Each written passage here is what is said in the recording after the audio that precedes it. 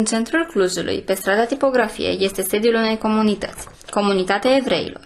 Ce este și cum este ea? Cu ce se ocupă? Sau mai bine zis, cum și cine sunt ei, evreii? Sunt o mână de oameni care aparțin acestei etnii și care își duc mai departe tradițiile, țin unii la alții și se bucură, acum, de tot ceea ce libertatea le poate oferi. Libertatea de a fi om, de a fi tratat ca atare.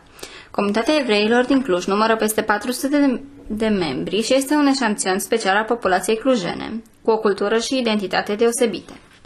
Pentru păstrarea lor, încă există cantina rituală, cursul Talmud Tora, Osi Horowitz, cursul de limbă ebraică, Yael Gross, corul Talmud Tora, Ecaterina Halmos, serviciile divine ținute în fiecare vineri și sâmbătă, organizarea cu succes internațional a unui simpozim periodic din punct de vedere axat pe tematica trecutului evreimii clujene.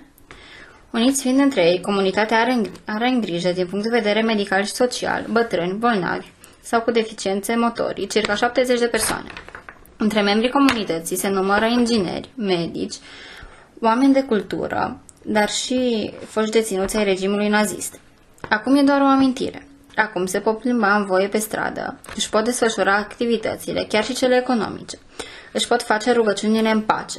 E firesc, nu-i așa? Se poate face toate astea? În alte vremuri, absurdul unui regim totalitar au însemnat încercările de a ucide cu nesanț tot ceea ce a fost evreiesc, fără vreo vină. Dar nu au reușit. În comunitatea evreilor și azi sărbătoresc Rosh Hashanah, Pesach, Havot, Scot, dar și comemorarea Holocaustului. Se pun în semnele la loc de cinste, se poartă autenticul.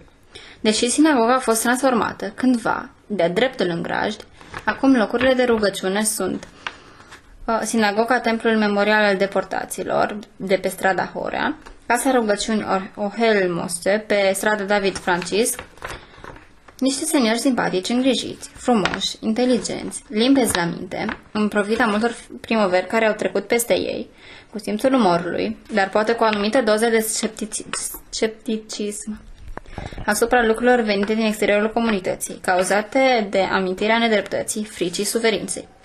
După atâta sânge și lacrimi care poate au secat, fie și după 70 de ani, salută frumos, zâmbesc, purtând, totuși, în ungherele sufletului acei ani care, deși nevinovați, nu aveau voie să existe.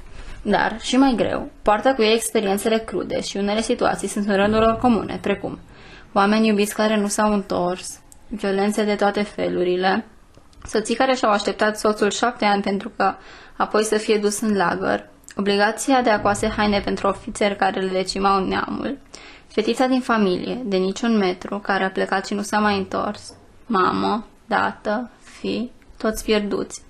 Și sperăm ca nu cândva să spună urmașii noștri că aceste lucruri nu s-au întâmplat.